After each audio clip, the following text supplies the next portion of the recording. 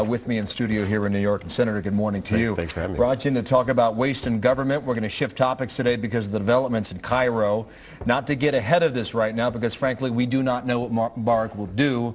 What do you make of the developments we're hearing about now? If Mubarak steps down, this will be the end of an era. And the critical question is, will the Egyptian army hang together? It's the core institution of the state.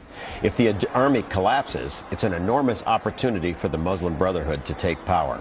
If the army hangs together, though, we have a chance at an orderly transition to a new leader for Egypt that will not take the country in the direction of Iran. Well, in that sense, it reminds me of what happened in Pakistan, say 10 years ago.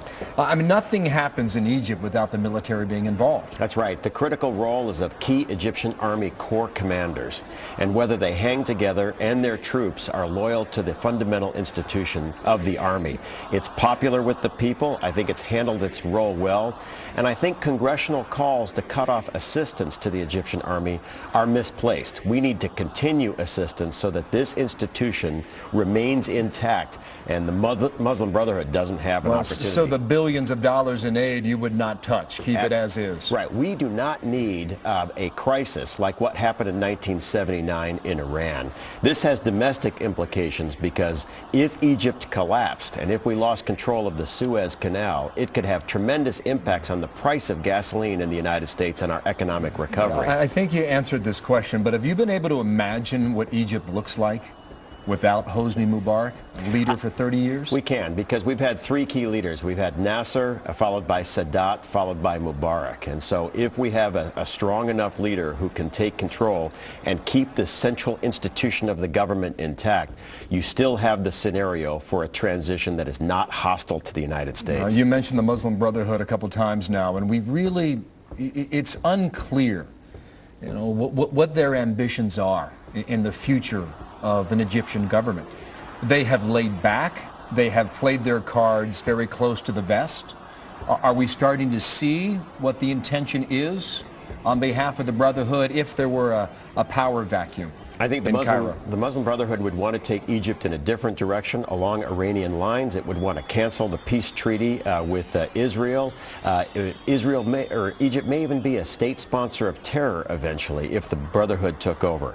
Do not underestimate the Muslim Brotherhood. It is the most organized, widespread organization in the country, and it is the rival to the Egyptian army. That's why I think the army needs to remain intact. It is phenomenal when you think about Mubarak keeping that group out of government since its beginning and since he's been in power. It is a phenomenal thing to think that he's been able to block these people out. We saw in Algeria a few years ago that they had elections and the Islamic extremists won, and the government came back and said, forget about it.